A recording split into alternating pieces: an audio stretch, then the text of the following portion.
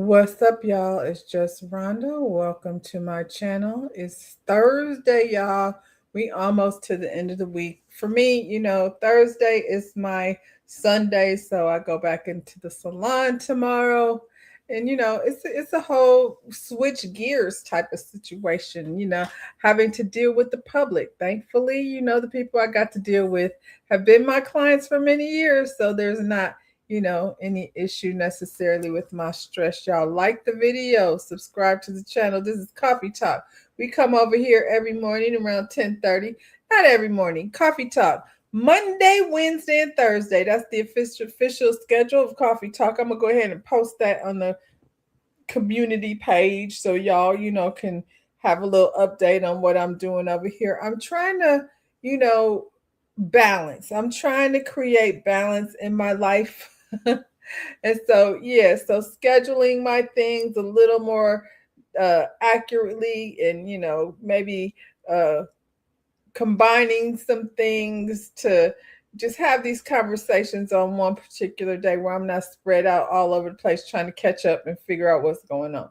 So there's that. What else is going on? I got a public service announcement. Hope everybody is out here washing their hands and um, their produce because there's a little virus going around. Um, I've been seeing it. They said the people was in Detroit running around trying to get get things situated. Why is my phone acting a fool just because I came over here with a public service announcement? That's not cool. Let's see. My goodness. I don't need to start today with technical difficulties. Here we go. It's called Cyclospora and uh, Giardia. Look it up.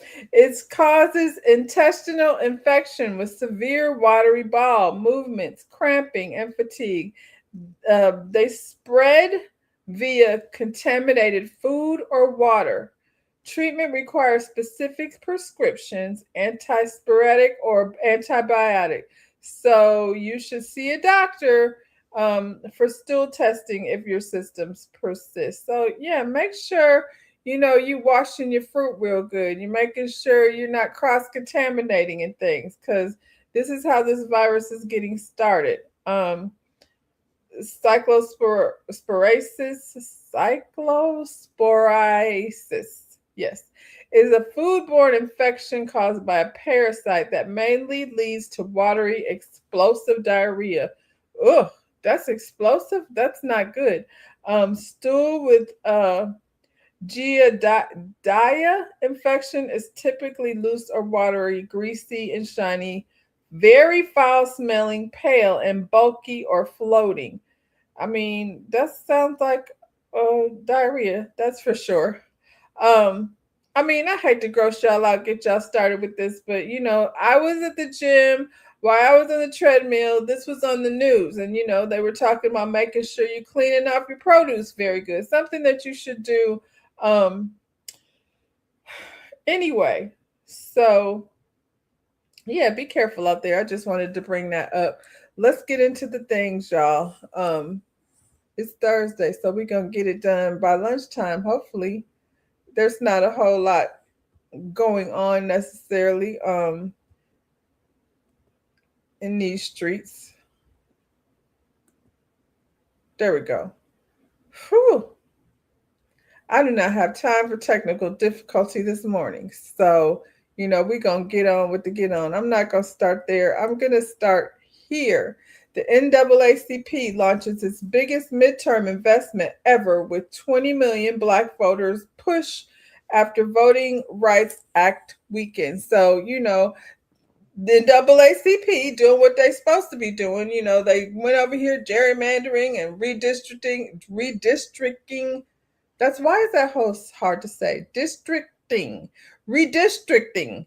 Is that how you say it? Anyway, we know what they was over here doing. When I say they, I mean them because they not like us. We over here just trying to, survive in this United States of America. The NAACP is putting major money behind Black voter turnout as the 2026 midterms heat up. The civil rights organization announced a historic $20 million Get Out the Vote campaign, marking its largest investment ever for a midterm election. The effort follows a Supreme Court ruling that weakened the Voting Rights Act ability to change racial gerrymandering. We know what is, we seeing it, we watching it play out every, few months or so. Though a partnership with GSSA through a partnership with GSSA, the NAACP plans to reach 6.5 million Black voters across 14 states and 33 congressional districts. The campaign will include grassroots organization, voter election, and digital traditional ads, and the recruitment of 20,000 volunteers. Um, at a time when voting rights, civil liberties, immigrant communities, and historically marginalized communities continue to face attack, this anniversary marks the opportunity to come together and fight for a future that serves all people. A future rooted in justice, democracy, dignity, and our shared humanity, said Dominic Whitehead, the NAACP's chief of field membership, growth, and unit sustainability. The NAACP's president and CEO, Derek Johnson, said the goal is to elect leaders who will fight DT agenda. First comment: better come with the hate crime bill for Black people. Otherwise, save your speeches. I hate that the response, honestly, when you hear something good, is something negative. You know what I'm saying? At the end of the day, especially if you're not gonna do nothing, if you're not gonna do anything except be a keyboard gangster and come over here and just say the first negative thing you could think of, then shut the hell up. Because at this point right now, we don't need that. What we need is ideas and organization. Here we have people that have organized, and like I have been saying, since I started over here, keep people's hands on the damn table. Make sure, when you vote these people in, or you have these organizations, and just look for them to do all the work, then it makes it easy for scamming ass niggas to come in there and do the wrong things. So spin that shit. Don't be mad. Yeah, so this is, a public service announcement to let y'all know that this is what's going on over here. Be aware of when voting midterms. Make sure all your paperwork and everything, you're registered, and all the things that you need to be. Make sure that has been done. And if you have done it, talk to your people. Ask them, your coworkers, have you registered to vote? And you know which coworkers I'm talking about. Have real conversations. Take the opportunity to inspire the youth, have conversations. And I will say, my kids are very active in terms of knowing what's going on. I feel like you have a sector of this generation that is very much aware of what's going on, and you have another sector who, the I don't care kids. Spin that shit. So, we got to start talking to each other. To have something. Good morning, to go to Africa. To have something here presented to you during a time where we gonna get out and talk and do the things. These are not people who are in charge of bills. Have you walked your ass down? I'm talking to the person in the first comment. Have you gone anywhere? You know what I'm saying, to revolutionize Jadakiss _laugh. I'm just pulling it straight out. Yeah, let's don't be in a negative place. Next comment: how were the voters this weekend? I mean, you can look that up. See, I'll be volunteering. That's what you got. That's hand claps, fire. These are the things like that get people motivated. I hate that this person is the first one. They better do this. What are you doing? We good to say something about what somebody else better be doing. But, here we go. Boots on the ground time, y'all. For real, for real. It's, voting has happened in other states already. Please be aware of when, voting, early voting and all of that starts for the midterms, because we got to get in there and, keep everybody's hands on the damn table. With so much going on. In other news, after earning $144 million, NFL star DeAndre Hopkins says he takes finance classes at Clemson during the offseason to learn how to protect his wealth after seeing teammates lose money trusting financial advisors. Absolutely. That's what I'm talking about, DeAndre. Um, DeAndre has made more than 144 million during his NFL career, but the veteran wide receiver says earning the money was only part of the lesson. Learning how to manage and protect it became just as important. Hopkins, a former Clemson star and a five-time Pro Bowler, reportedly said he takes finance classes at Clemson during the offseason so he can better understand his own money instead of simply handing financial decisions over to someone else. Amen to that. Sports Track lists Hopkins' career NFL earnings at about 144 million through 2026. The message behind his statement is bigger than football. Hopkins said he was motivated after seeing teammates make large amounts of money and then still lose it because they trusted the wrong people instead of relying only on advisors. He said he wanted to learn how deals, investments, and financial decisions actually work. See what I'm talking about? This is how you're supposed to do it. Me and my daughter were just having this conversation this morning about people who come into a lot of money, don't know what to do with it. They do need to hire a financial advisor, but they also need to get a little bit of education. Your knowledge to match your money. So when you come into some money, yes, some classes is a good part of that investment. Hopkins has already been connected to business interests beyond the field. Front Office Sports reported that he has looked at venture capital, brand investments, and even possible sports ownership opportunities. Shout out to him. This is what the people need to be teaching these kids. You know what I'm saying? This is what should probably be a requirement when they're on college level, getting some of them financials together. If he didn't go to university, he going in the off season. So there's that. So he get the money and again, you get to go ahead and take the class that you're interested, that's going to benefit you, not spending thousands of dollars at a university to just take math, English, and reading all over again. Science and, the big four. Would you say to go to Africa? They should make this. I see we're on the same page this morning. They should make that a required course for all students, especially the ones on school sports teams. I agree. Just at the very base level. But he might not have gone to college. You know what I'm saying? I don't know his history, but a lot of times they go, free agent into the NFL. So they don't necessarily have a history of college football. I don't know. I just think, yeah, you're absolutely right. This should be part of the requirements for being on sports teams, especially, if you in college, you should probably go ahead and get that knowledge. I like this update on the Meta glasses. So Meta updates its Ray-Ban smart glasses to stop recording if the LED light is tampered with. There you go. So now these creeps can't be, sliding up. Although that's very obvious.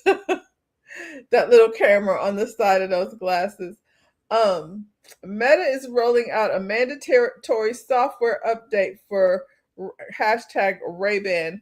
Meta smart glasses that disables the onboard camera entirely if the device detects that the privacy LED has been covered, tampered with, or destroyed.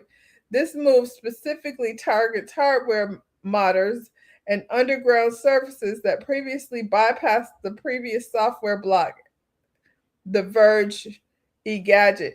Good grief. So you get the glasses, and then if you're shady, you want to take them to somebody who knows how to bootleg, fool with the LED light. No, the light needs to be there. Like if you're gonna walk around recording things, please let people, like, you shouldn't be able to do it without their knowledge.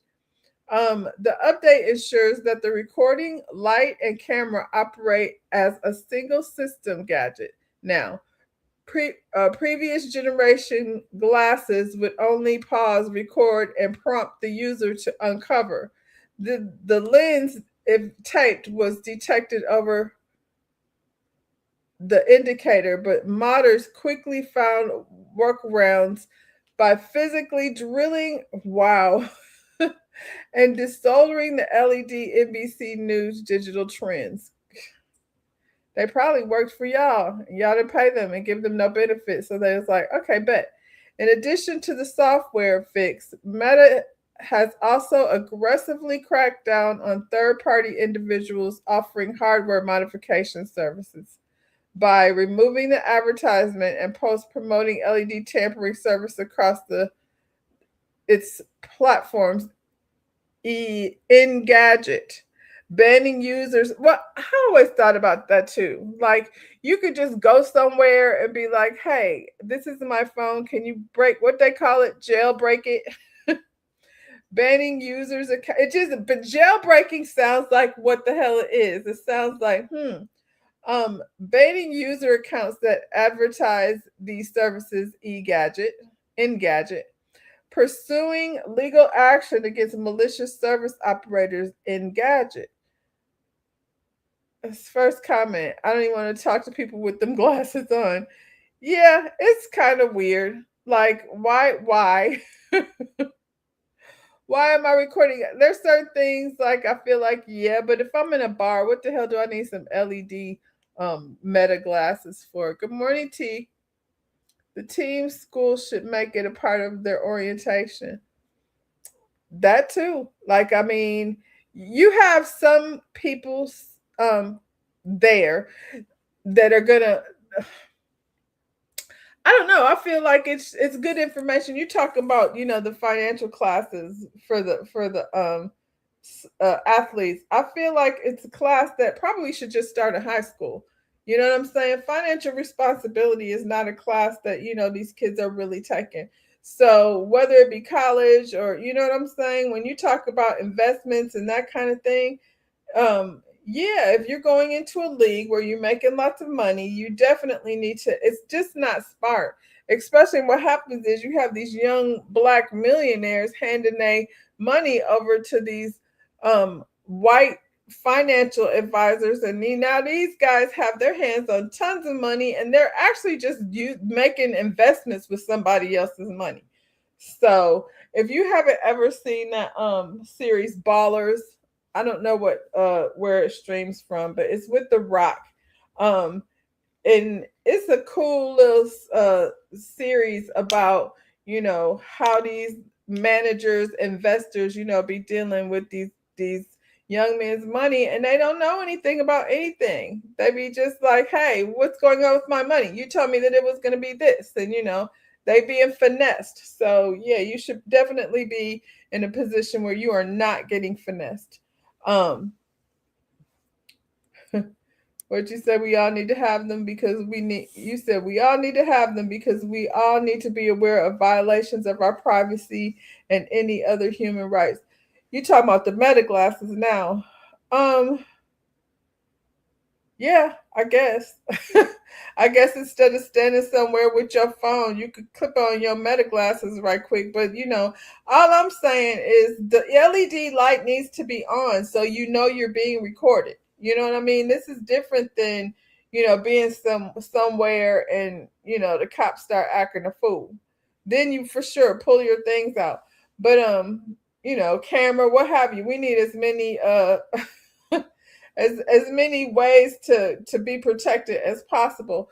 But there's also people who are out here disabling the light and just recording people's conversation, and is you in a bar under the influence. It's just another way for creeps to be creepy too.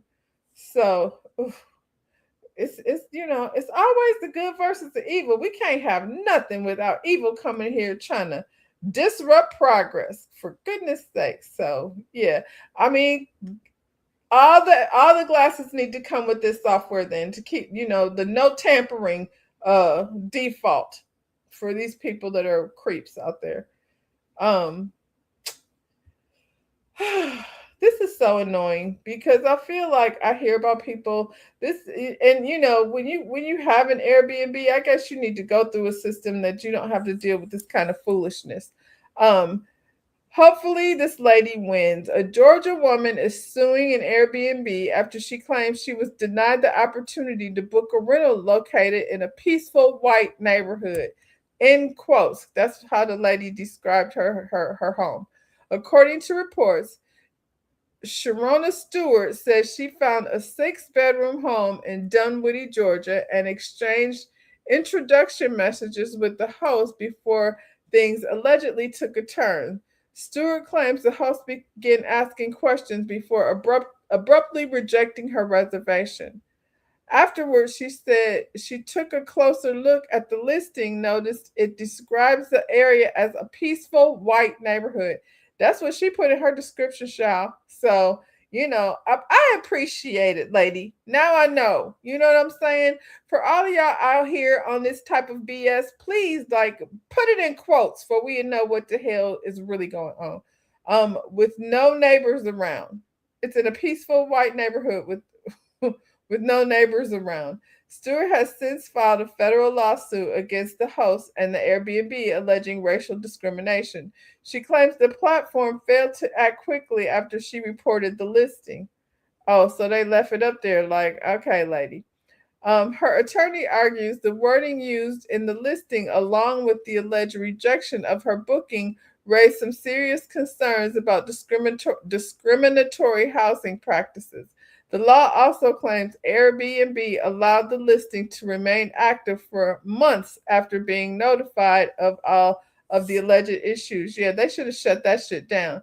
If you're gonna be discriminating, your house can't be over here. You know what I'm saying? Up for vacation rental.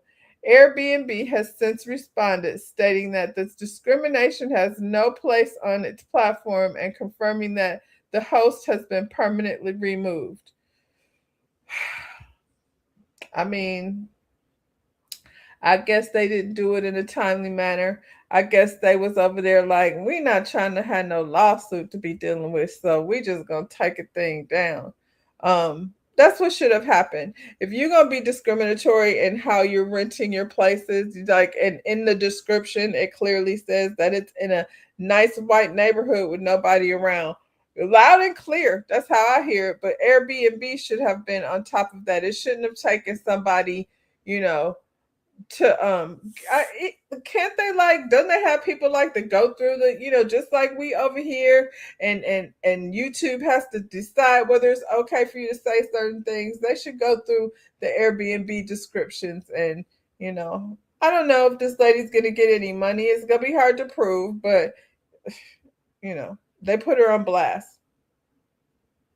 She claims she was not given the opportunity to rent because she's Black. The property's listed as being in a peaceful white neighborhood. Channel 2's Aaron Rogers live now on Manhasset Drive in Dunwoody. Aaron, that woman's now suing. Yeah, George and Linda, she is suing Airbnb, the host and the property owner here. She says what happened to her hurt her, and she doesn't want it to happen to anyone else. I just can't believe it happened. Sharonda Stewart told me back in 2024 she had just moved and was looking for a place to stay in Atlanta. That's when she saw this listing. And it just screamed immaculate, and I wanted to stay there.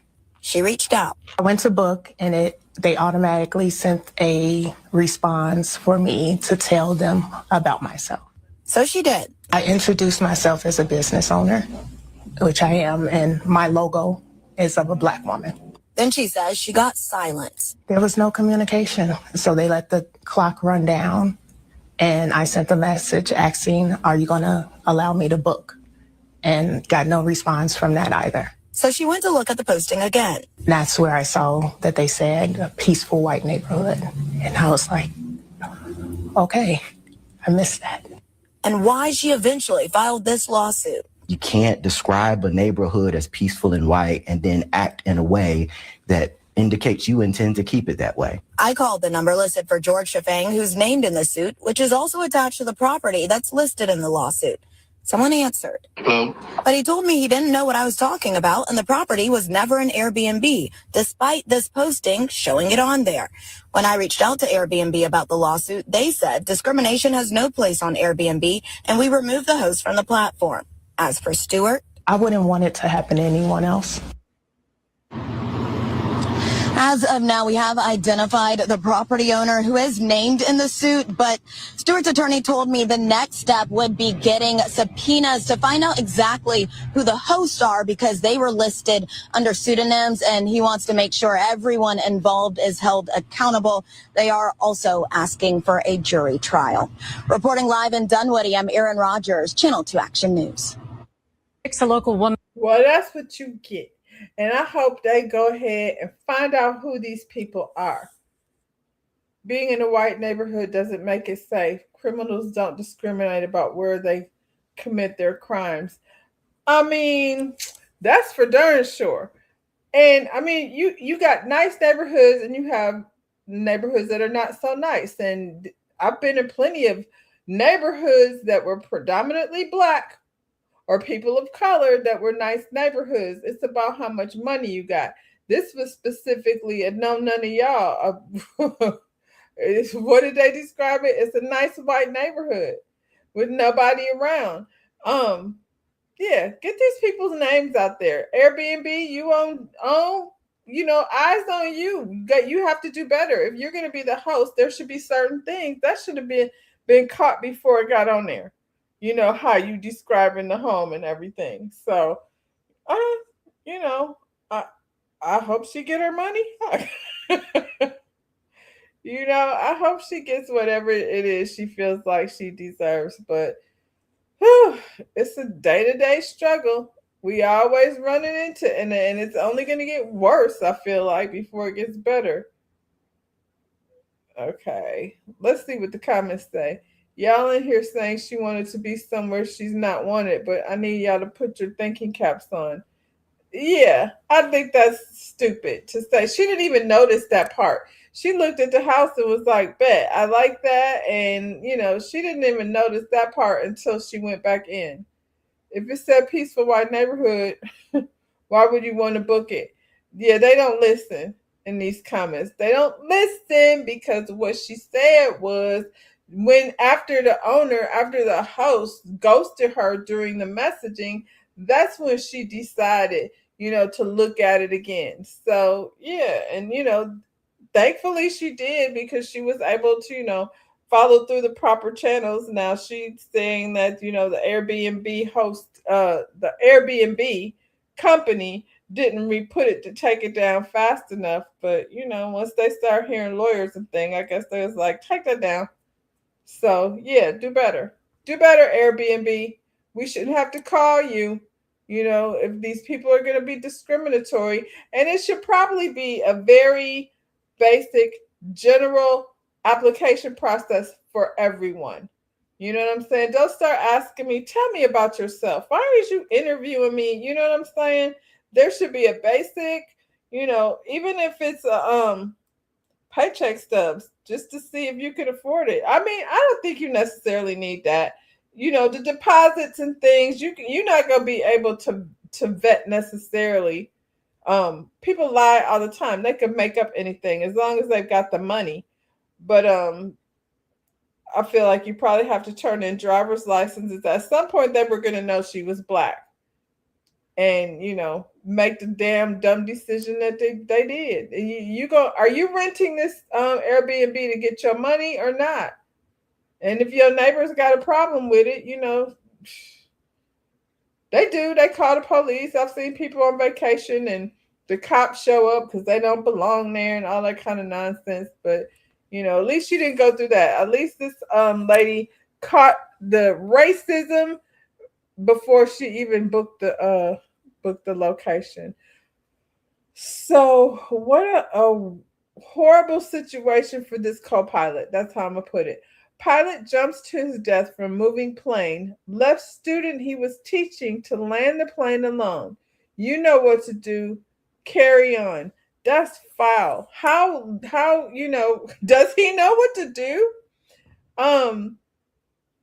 A flight instructor in Argentina, Leonardo Andres Bertazzo, 42, fatally jumped from a moving aircraft, leaving his student, 22-year-old Rosario, to land it alone. It all happened on Saturday, but the details are just coming out. Before jumping, Bertazzo told Rosario, "You know what you have to do. Carry on." Then removed his headset and seatbelt and opened the door. Eduardo Alvarez, director of Flying Parrot Cordoba Flight School, was in disbelief of the situation. I know he was. Let's see. Noting Bertazzo showed no signs of distress and had flown successfully with another student earlier that day. Oh my God. Alvarez said, I mean, could he have done that? Like, nigga, why are you putting these kids' life in danger? That's. Ugh. Alvarez said that the opening, well, clearly we're having this conversation with him, so he did land the plane. That's the good news. Alvarez said that opening an aircraft door in mid-flight is extremely challenging. Despite being in shock, Rosario landed the plane without damage. Bertazzo was an experienced pilot. The investigation into this incident is ongoing, and the community seeks answers. I know it has to be very hard to open the door while the plane is moving, but this guy did it. Can you imagine that poor kid? Does he still want to fly? And shout out to him for being able to land the damn plane. What a horrible position to find yourself in. Yes, somebody said mental health is really a real thing. It is, but leave me out of it. You know what I'm saying? If you want to jump out of a plane, do you? But don't have me here. You know what I'm saying? At least, like I said, this kid was at least had enough classes that he was skilled enough to land the doggone plane, child. Plot twist, he pushed that man out. I'm not gonna act like that didn't cross my mind. I'm not gonna act like that didn't cross my mind. Right now, details are still coming in, but yeah, I thought about that too. I was like, did Eduardo or whatever the boy's name, Rosario, did he push that man out the plane, or was because yeah, he did have to open the door. Well, maybe they got how they have on the bus. Maybe they got video. If they have video, we would have seen it. We shall find out. To be continued, I suppose. Oh, moving on to child. This cracked me up, and it shouldn't. It shouldn't have. But I love it when karma happens immediately. I love it when you immediately receive your karma. An 84-year-old man, of course, it's a Florida man. Why wouldn't it be? An 84-year-old Florida man burns his face while allegedly trying to torch his ex, who dumped him after 42 years together. There's so many things here. 42 years. You've been with your boyfriend for 42 years. My goodness. An 84-year-old Florida man is facing charges after he allegedly tried to set his ex-girlfriend on fire after their 42-year relationship ended. She got the nerve to be getting to 80 years old and breaking up with your boyfriend. She's like, I am not a caregiver. I am out of here. According to investigators, Franklin Davis and the woman got into an argument Friday while sitting in a parked vehicle at a 7-Eleven. Davis, who's been drinking, allegedly pulled out a bottle filled with gasoline, poured it onto the dashboard and front seats, and then set the car on fire while they were both still inside. This is not funny, but I can't stop laughing. I'm just visualizing this 84-year-old man like trying to, gather all of his tools that he needs. Like it's a recipe to set yourself on fire, which is what happened. Davis, and he's under the influence. What, Grandpa? You out here still drinking? Your liver still can manage? Davis appeared in court Monday in a wheelchair with bandages on his left ear and right hand. I know why nobody feeling sorry for him. They was probably like, look at you. He is now charged with premeditated. Let me pause that. He is now charged with premeditated attempted red rum, arson, causing bodily harm, and criminal attempt, solicitation. What was the solicitation? And conspiracy to commit a capital felony. A judge denied his bond. So Grandpa got to sit this one out. Let's hear what they say. Wheeled in front of a Broward County judge, his hands and ears still covered with medical gauze, days after he allegedly set his former partner ablaze. You're being charged with premeditated murder, arson causing bodily harm. At this 7-Eleven, a parking spot remains charred, where the 84-year-old is accused of dousing the interior of his ex-partner's car, then igniting it. Following an argument, the victim telling investigators she believed Davis wanted to burn her up inside the vehicle. She suffered third-degree burns to her left leg. Davis said to have burns to his hands and face, both of whom were transported to an area hospital. Davis and the victim had been in a relationship for more than 4 decades, say investigators. However, they ended their relationship a few months back. The court finds probable cause with regard to charge number 1, no bond. Charge number 2, no bond. Number 3, ROR. And it should also be noted, according to arrest documents, that there was an indication that Davis was possibly under the influence of alcohol. Franklin Davis wheeled in front. Franklin. Good morning, Jatoni. Good morning, El Cid. I'm trying to just see what y'all been saying. Are you talking about the kid, the student probably needs therapy now because that could have been very traumatic for him? I'm sure. Does he even still want to fly? Elsie said, like, share, and subscribe to the channel. Yeah. I'm like, he been with her for 42 years. So, I'm assuming if she's been with this man for 42 years, she's probably somewhere in her 80s too. These men have a hard time when the woman decides to leave. And where's she going? she got a new man. This is hilarious. I'm thinking the fact that she put up with it for 42 years, makes me wonder, what was the straw? What happened where she was like, I'm done with this. I'm moving down to the nursing home. Curtis. Curtis' feeble self to set his own self on fire. And now he down to the court, burnt up, looking a fool. And the judge is like, no, you got to stay here. Like, now he's going to end his life in jail. And this lady got to find another vehicle because he torched it. Maybe her car insurance will cover it. Nobody died here. And I feel like if you try to set somebody on fire, then you should absolutely leave with, a little char, burned. Because why did you do that? Stupid ass. No car, no girlfriend, no nothing. Just jail time.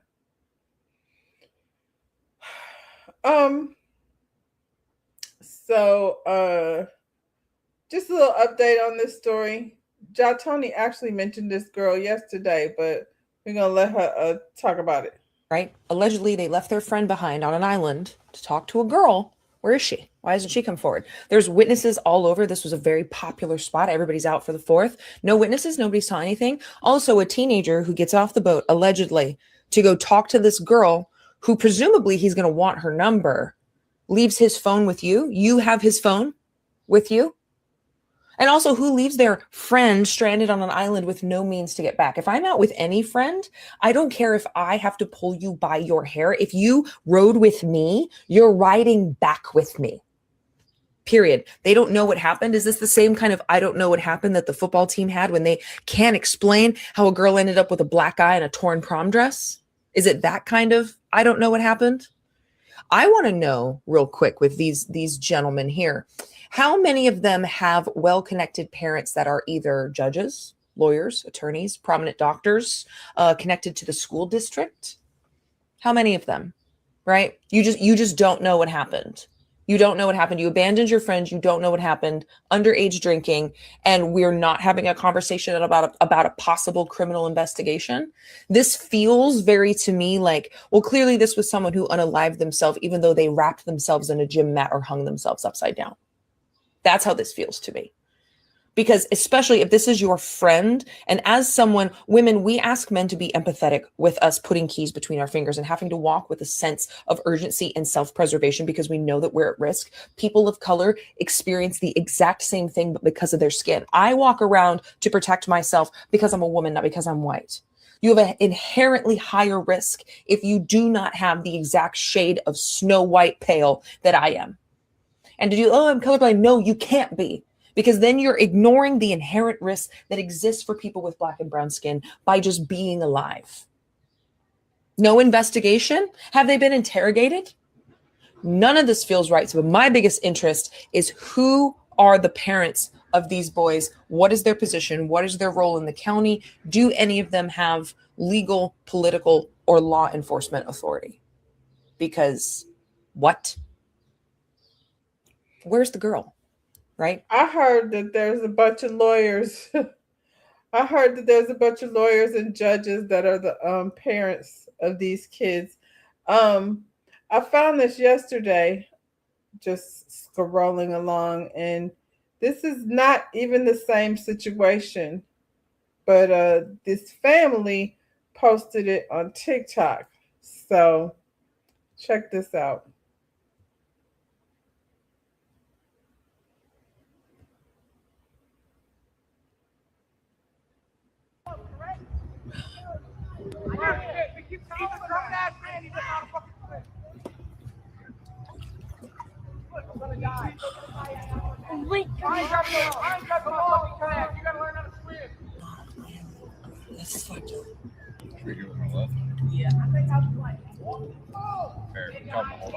Everybody, you can swim down, Remy, you fucking retard. I think I'll just stay here.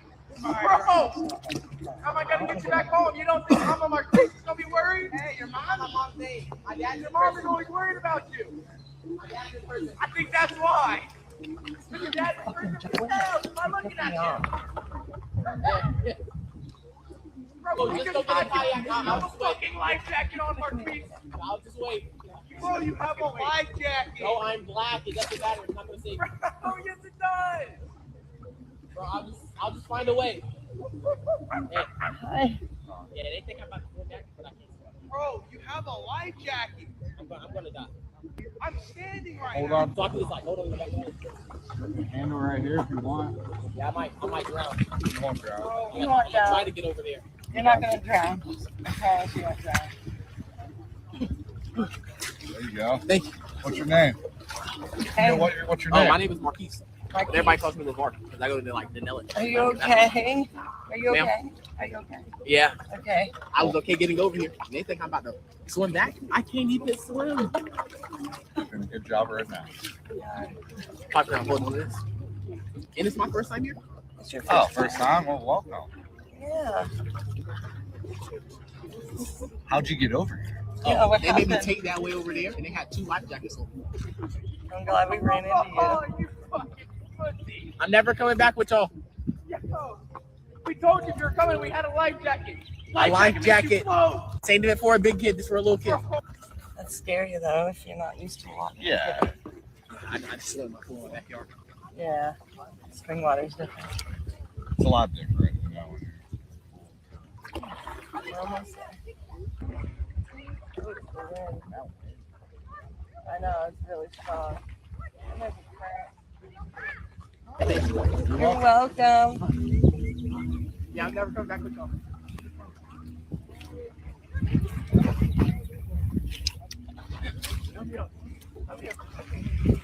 No, what to say? Fuck, his friends are. I would never do that to him. You don't do that, like. I would never do that to anybody. Water. So this young boy, and I don't know, like I feel like the maturity level of this boy, Marquise, doesn't match his size. I don't know, I'm not trying to say there's something wrong with him, but definitely he's big for his age, or mentally he's maybe not as mature as he should be. But this kid is, I don't know where they are. Well, they said Dunellen, so that's another Florida thing. That's another Florida thing. And he's out here with these kids. He said it's his first time up here. He cannot swim. And I heard things like read the R word, dumbass. They trying to get him to swim back. He was like, I can't swim. And if you can't swim, this freaking waterway that's big enough for boats and things to go on, they just look like they had some surfboards or something rafted together, but they're rowing through there. And let him hold on to their surfboards or whatever they got, and rowed him back to where he was. But he said, I'm never coming up here with you guys again. And excuse me, again, you got this kid out here by himself with these white people. Luckily for him, this family, came along, because where was he gonna go? He is out in the middle of nowhere on this riverway, on this waterway. There was this conversation, and did I pull it up? I have to see. I'm gonna go find it. Marcellus Chow. Let me make sure we're sharing the right thing. Marcellus was out here owing people money. So you know how he was probably already crazy, and now that the money is funny, he's even worse than he was before. It says, months before the former defensive lineman was arrested on a domestic violence charge in Florida. God, dog. It's time to go. Wiley and his company, Dat Dude Entertainment, because he's that dude, were sued over an alleged unpaid $500,000 business loan. According to the court documents obtained by TMZ, Preferred Bank claims Wiley borrowed the money in May 2023 and agreed to repay it within a year. The bank alleges the balance and interest were never paid, despite several extensions through December 2025. The lawsuit is unfolding as Wiley faces serious accusations from his wife, former Real Housewives of Beverly Hills star Anna Marie Wiley. Over 4th of July weekend, she accused him of becoming physical during an argument in an Orlando hotel. Oh, so they were visiting here. In the arrest affidavit, she said she feared he might get physical again. Wiley denied the allegations on X. Yeah, remember he came back on X with something to say, writing, I completely unequivocally deny these allegations, and I'm certain that the truth will prevail, he added. My greatest responsibility is protecting my babies. I have to handle this differently. Anne Marie has since filed for divorce and accused Wiley of a continuing and escalating pattern of physical violence, SA, verbal and emotional abuse, financial control, and intimidation. The claims have not been proven in court, but here we are over here. So he owed money to the damn bank. Child. That Dude Entertainment. The bank should have known. Why you name your business that? What was it? Entertainment? I guess, child. I don't know of him being entertaining about anything. But Yeah, the saga continues. I'm just here to deliver the details as they come out in the news. B. Simone. Maybe this was Essence Fest, but she had this encounter with this young lady. It says, y'all feel her? I usually don't. B. Simone tells young entrepreneur that she doesn't want her free hat because she'd rather buy it. I would take this hat, sit it somewhere, and throw it in the back of my trunk. That's what she told the little girl. Let her speak for herself. You want to bless me with the hat? Yes, ma'am. Is this your brand? Yes. What's your name? Paige. Paige. What I'd rather do, so I don't take this hat from you and wait. See, I'm an entrepreneur, right? Yes. I would take this hat and I would sit it somewhere. I'll throw it in the back of my trunk. It might get lost in the sauce. I don't want to do that. What I'm going to do is take your social media, take your Instagram, and I'll buy one. And Okay. you can give this to somebody or sell it and make your money. Because I don't want to. I hate giving people free stuff and now it's Right. on the flow. So I don't want to do that. You keep this. Give me your social media platforms and let me buy a hat right Okay. now. Okay. I got you. Let me see my Hat means that I am wealthy of worth and that I want everyone to be too. Got that. How old are you? 12. God bless you. Who you here Thank with? you. Your mom, your dad, your I'm here with both my parents, but this is my dad right here. Amazing. Type in the website and I'll buy a hat. And you keep those two on you. Remember that when you're giving people free stuff. You remember that. Don't you know, you gotta be honest. I ain't taking baby girl's hat and now it's on the floor in the lobby. Like we ain't gonna waste that inventory. That costs money. So what I'm gonna do is purchase a hat and I'll support your brand. One of my hats. You wanna bless me with the hat? Yes, ma'am. I feel like there was a message in there somewhere, but her delivery was terrible. When I saw this, I thought about in the movie Sinners when Michael B. Jordan asked the young lady to watch his truck, and then he had her negotiating her how much she was going to get paid, and the way he delivered the message was so much better than the way B. Simone did over here. Yeah, she had good intentions, but her explaining was terrible. To tell the young lady that to tell her that I'm just gonna throw this in the trash basically. So, but I'll purchase one to support your brand. So when you buy it, are you gonna throw it in the trash, B. Simone? Because that's what it sounds like.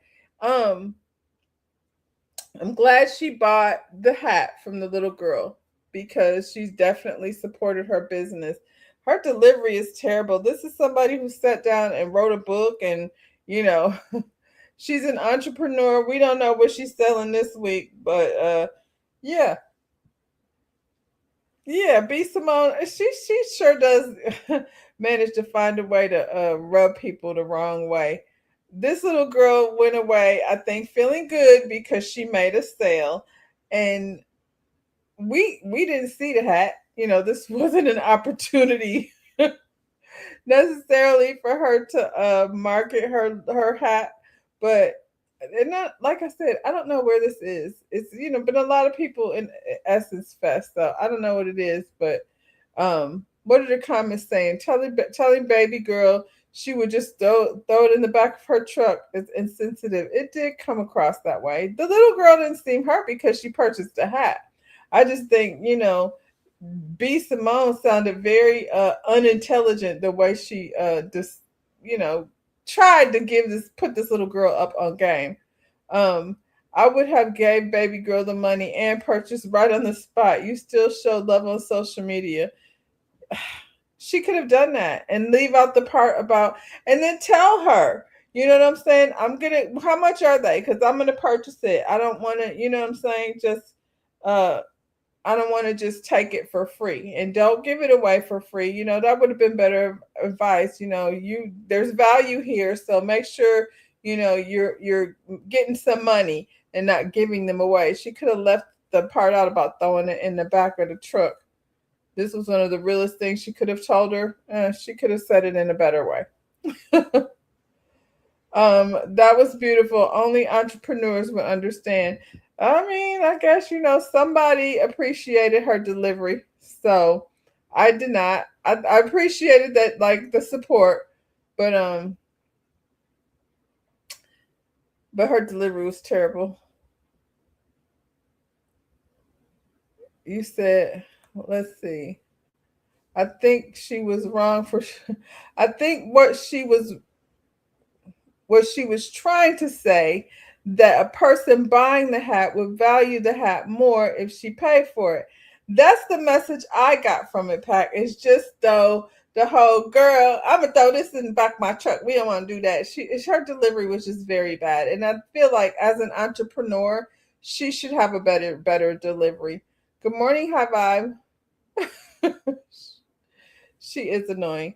Yeah, I feel like, I'm an entrepreneur, you know that? And then she looks at whoever's recording and was like, I'm going to be honest. I'm going to tell. It was honest. But, yeah, there was such a better way to handle that.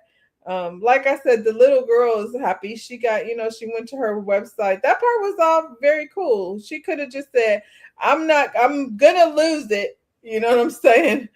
Because I got a lot going on. So let me go to the website and purchase one. And there was just so many different ways, that she could have went about it. Her delivery was terrible, but shout out to B. Simone for supporting the kids, because that's the important thing. These people were over here having a little situation. I saw this the other day, but I only saw the Bratz, version of the story. So it says, during a conversation with journalist and media personality Lauren LaRosa, Deb addressed recent claims from the Brat, who alleged she was cut out of their TV deal with Deb after Deb later moving forward on her own to create the show, what's now known as Deb's House. While Deb confirmed that the two were once developing a boot camp style reality series together, she made it clear that the network ultimately passed on their pitch. According to Deb, Deb's House was always her own project and differs from the boot camp style concept they had been working on. She also claimed that Da Brat was fully aware of this and was even slated to appear as a guest judge on the show. Although that appearance never materialized, Deb went on to reflect on how close they once were and where she believes things took a turn. Before questioning why the accusations are surfacing now, for her to say, I stole a show, she's wrong. They denied that show that was denied years ago. So why come up? Do you know how bad this is piercing me? This hurts, Deb expressed. I'm going to go forward and play the Brat's part first. Let me just see what this is about. The network wanted to do a boot camp show. So we pitched it to them. Me, Deb, whatever happened, they ended up saying they wanted to do something else after that. So I had been holding on to this idea for a long time or whatever. And I had been talking back and forth to Deb. I got all the receipts. I hit him one day like, yo, me and Deb need to talk to you about doing a boot camp show. You know what I'm saying? So he goes, oh, she pitching it to me today. Without you? Damn. It's kind of the same idea. It's kind of the same thing we pitched in the deck together. Some ideas were hers and some are mine. I'm not taking full credit for it, but it was our ideas collectively put together to build this boot camp. And I just didn't think she would go pitch it without me. I felt so stupid. I couldn't say shit to this man. I was watching TV. I just happened to see Deb's House and I was like, let me just see what this is about. The network wanted to do a boot camp show. So we pitched it to them.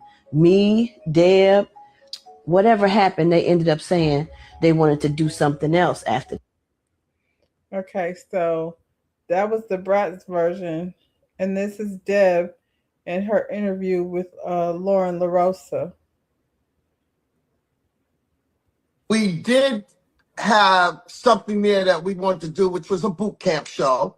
And we actually filmed a part to see the reaction of the people and what would happen. But the network denied us. Now, the boot camp that me and DeBrat was talking about, it was going to be a real camp, like a real boot camp. Like we had went and scouted out the housing, where the boot camps was going to be, where they was going to be marching, like all the whole boot camp style thing. We did do that. When you say it was going to be a real boot camp, because people will argue, well, Deb's house is like a boot camp because those girls. Deb's house was not a boot camp. Let me just explain that to you.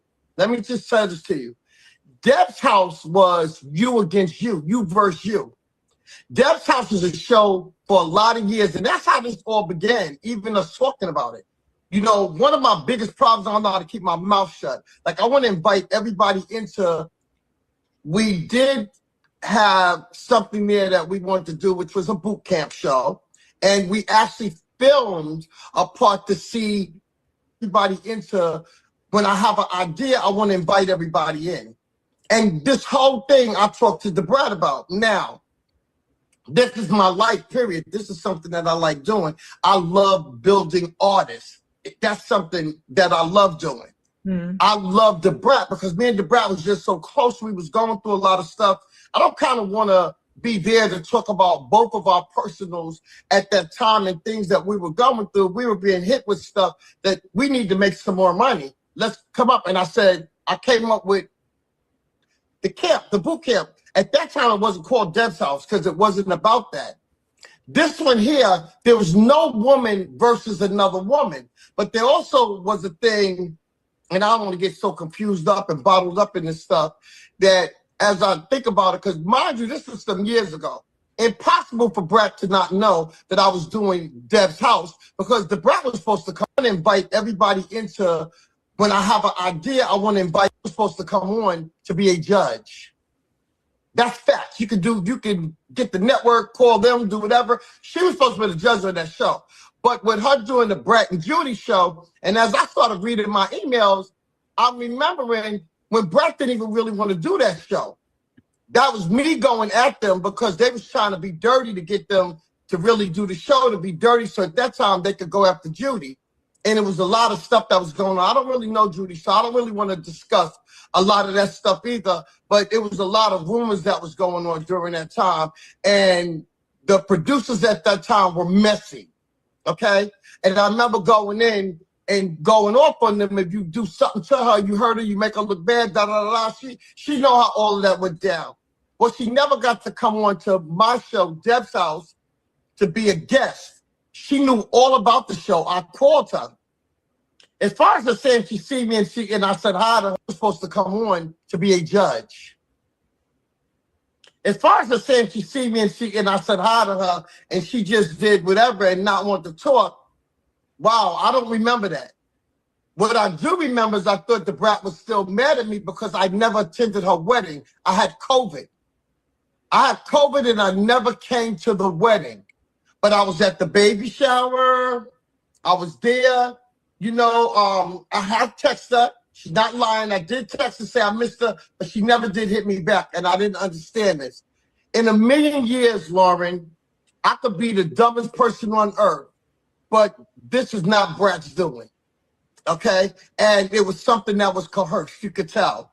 Why all these years later, this is second season, I'm about to do a third season, and you're just now coming up with I Stole the Show. Why? Now let's even go back.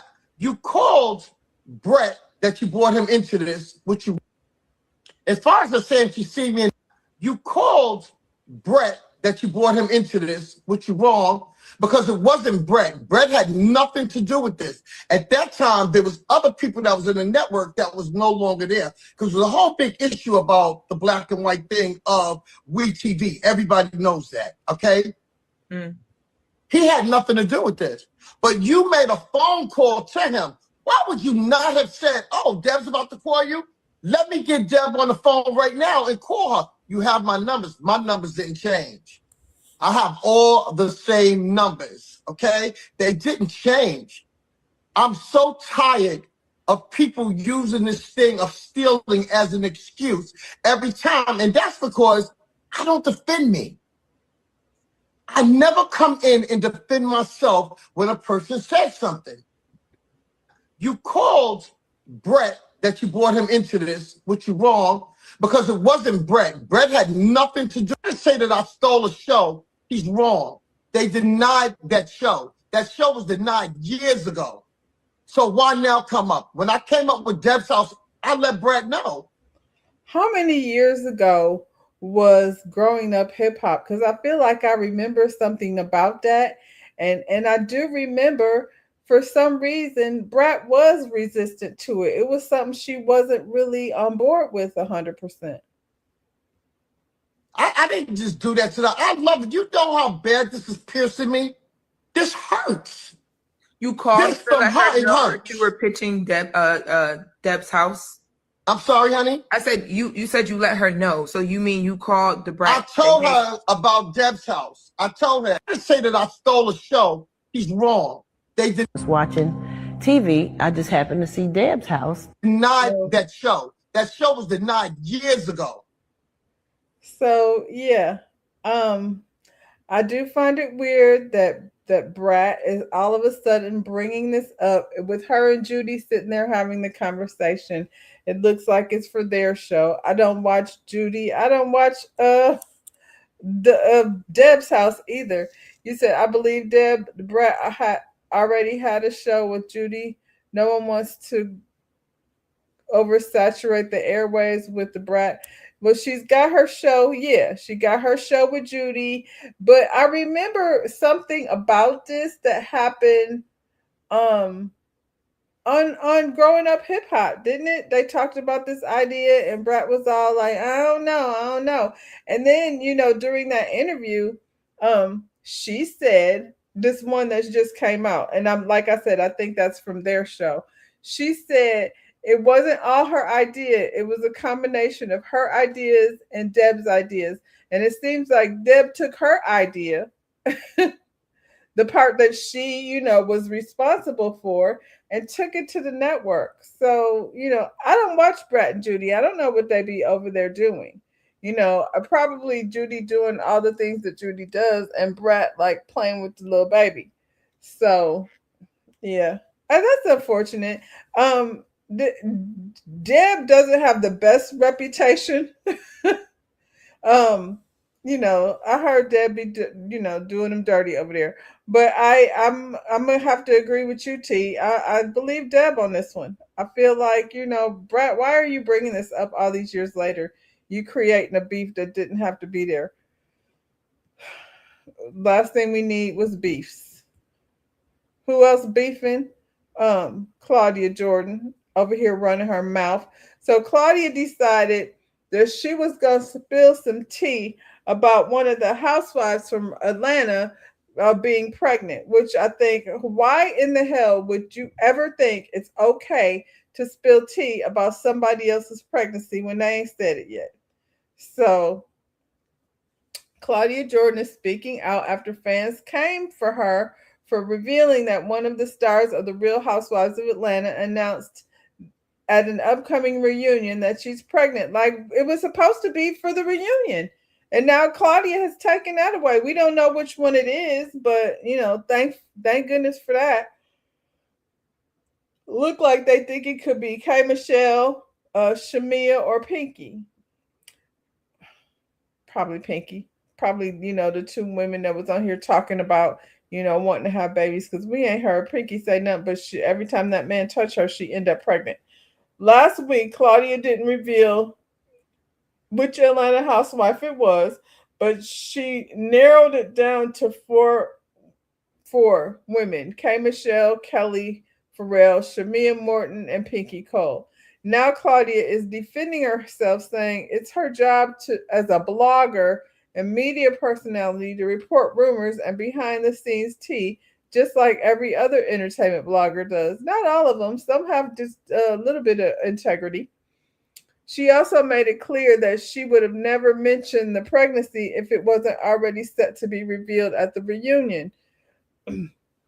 A lot of people are saying, what if something happened between now, and the reunion, and you to open your mouth? Pregnancy is fragile and it shouldn't be announced by anybody besides the person, that's pregnant. And I feel like she knows that. She also made it clear that she would never have mentioned the pregnancy if it wasn't already to be revealed at the reunion. Claudia said she genuinely thought fans would be excited to hear the tea, not be upset for her sharing it. It was uncomfortable. It was uncomfortable to watch. I saw it. Carlos kept telling her, no, don't do it. And yeah, it just felt weird. And Claudia be sitting up there drinking, getting sloshy, and then coming out of mouth all crazy. And then she has Dustin in the background backing her up. I don't care, friend. Go ahead, friend. If Wendy Williams, this is them. I don't agree. This person, Mr. Housewife, said, and I agree. If Wendy Williams or even myself had reported the same exact pregnancy rumor, nobody would have been mad at us because Claudia is a former Real Housewife of Atlanta cast member. People expect her to keep information to herself.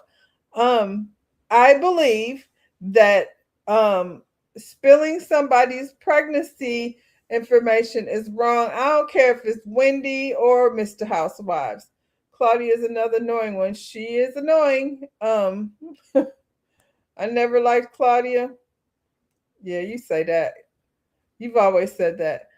Pinky was on Watch What Happens Live looking heavier. Most likely it's her. Yeah, but I mean, it kind of like now at the reunion, we already know the tea. Thanks, Claudia, with your big mouth. Here's my thing. Do you mother tea or not? So everyone's so fucking fake. They go on blogs. They follow this show. They follow the other show. They pay to watch the show to get the tea. But when I say it, it's a problem. So y'all can suck my proverbial dick. Y'all can suck my, because the people that complain and bitch the most are in everybody else's business. That's what y'all do. So when someone behind the scenes tells me, hey, just so you know, this is some tea, and they said I could say it, right? And I said, the person who's pregnant, Claudia said it? No, but okay, here's the thing. People are so fucking fake, and I'm going to address them real quick, and I hope you clip this. People are so fucking fake. It's not like someone from the show called me, or we had a conversation, or it was in confidence and said, hey, between you and I, such and such is pregnant. Nobody should know. And I was like, okay, my lips are sealed. I'm not going to say anything. It was said at the reunion. Here's my thing. Do you mother tea or not? Just like when we all heard other things that happen, when fights happen, this is revealed, that always gets leaked on blogs, and people always run with it. Everyone has their connections with the Shade Room, with Baller Alert, with B. Scott, and they drop them there. Nobody has a problem. But when I'm told from someone that heard it, right, it was said in front of like 100 people, cast, crew, production, all kinds of people, and they said, here's some tea for you. You can have this. It's something that was said on the show. I would never, ever, ever, ever, ever, okay, tell a secret that someone does not want the masses to know. Clearly, if they're saying it on set of a reunion where 1 million people are going to watch it, they wanted people to know. Now, mind you, you're getting it a little earlier than when the reunion actually dropped, but I see a huge difference between what I did and, hey, Claudia, between me and you, and don't tell no one. I understand that. Just like when we all heard other things that happen, when fights happen, this is revealed, that always gets leaked on blogs, and people always run with it. Everyone has their connections with the Shade Room, with Baller Alert, with B. Scott, and they drop them there. Nobody has a problem. But when I'm told from someone that heard it, right, it was said in front of like 100 people, cast, crew, production, all kinds of people, and this is someone that's announced, that's putting it out there. I'm just telling you what I heard from the reunion. It's no different than, no, let me not say it's no different than. Listen, I'm not being insensitive to someone who's like, doesn't want people to know because they're scared to get past the first trimester. I'm a woman who's had a miscarriage. Mm-hmm. Now, someone close, someone that's in the mix told me it was not a cast member. It's not nobody from the cast spilled this to me. Or production. No one from production. But like, so I think people wanted to be out. So anyways, I'm sorry for giving y'all tea. From here on out, I'll just say nothing, and I'll just say what you guys want me to say. I'll say all the faves on my dramatic, and all the people y'all don't like, I don't like, and I'll just be boring and just be like what everybody else wants me to be. I'll be vanilla. Y'all clearly don't like chocolate, except Phaedra. What else did he tell you? And this is someone that's announced, that's putting it out there. I'm just telling you what I heard. If you have some tea, and it's not from any of the girls on the show. Someone told someone that told me someone's pregnant.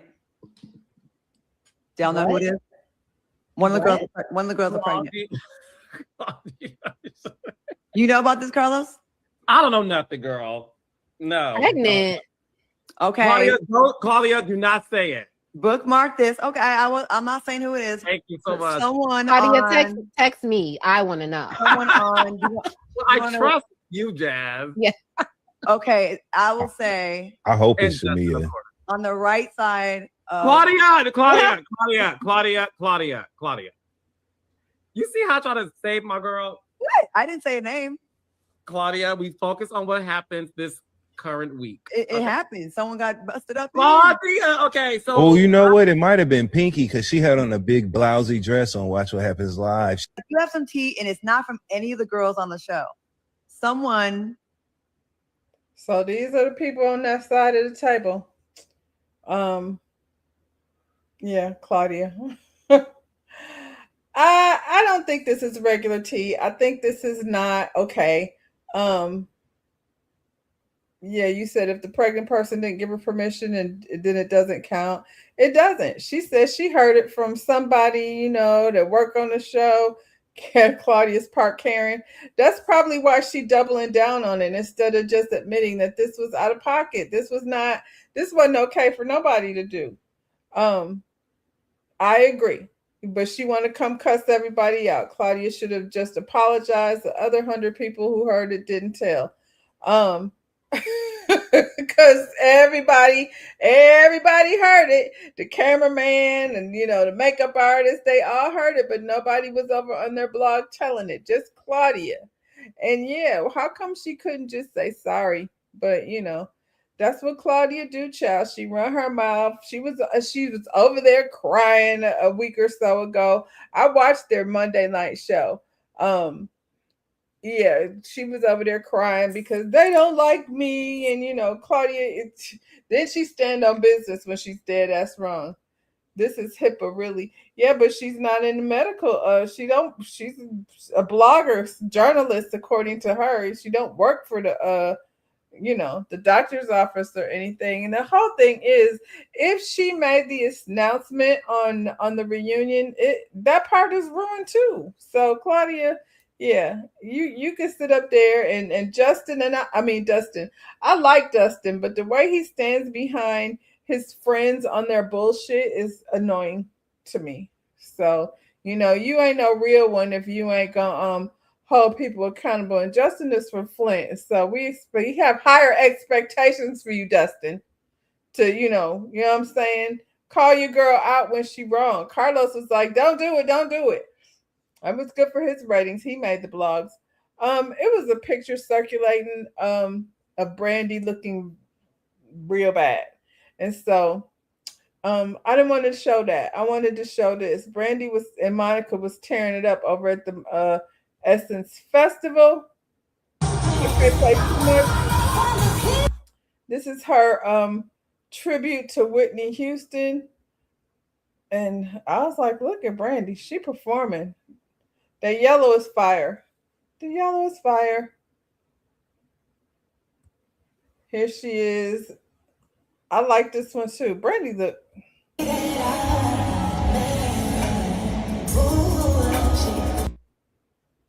I'm gonna say this Essence Fest, I've seen a lot of good things about it, aside from that convention center nonsense. But yeah, Brandy look good over here performing her behind off. What is this one?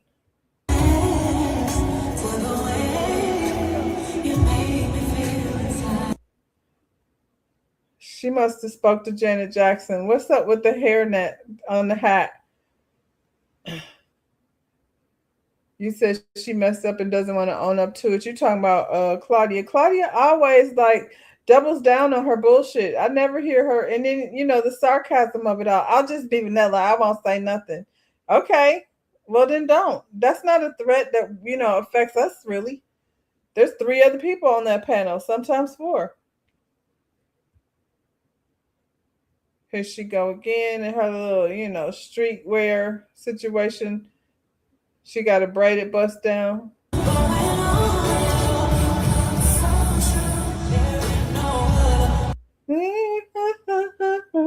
I wish I could have seen that Monica Brandy show. Oh shoot.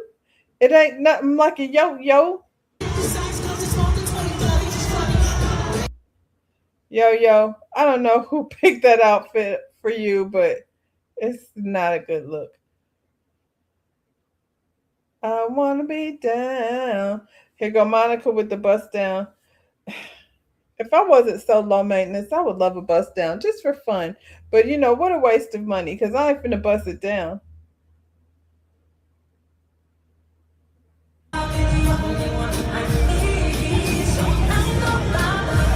Hey. Yeah, Monica and Brandy down to the Essence Fest doing the damn thing. Is that all I got?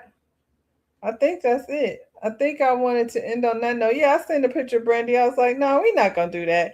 I don't want to, throw that stuff out in the atmosphere. The people was like, prayers for Brandy. We're not doing that. Brandy ain't said she's sick. And this was just a week or so ago. So maybe she just tired. Maybe she's tired because this was a lot of work she was doing over here in her bright yellow Kill Bill cat suit and thigh-high boots. All right, y'all. Enjoy your weekend. I'm going to do my best to enjoy mine. You say hot flashes would prevent you from having all that hair. Me too, and I'm not a wig girl, so like I said, it would be for fun. I wouldn't even be able to do it like for a costume, a Halloween costume. But it's cute though. It's real cute. I could wear this yellow outfit though. Maybe just a jacket. I wouldn't wear the whole thing, but yeah, y'all enjoy your weekend. I will be over here Saturday night is the first episode of Project Runway. You might be able to catch a few, meet the designers before Saturday, but I'll be doing Project Runway Saturday night at 8:00. I'm gonna go ahead and post the schedule for everything. And yeah, y'all like the video. Subscribe to the channel if you haven't done that already. Tell a friend, share the video, and I'll see you when I see you. Bye, y'all.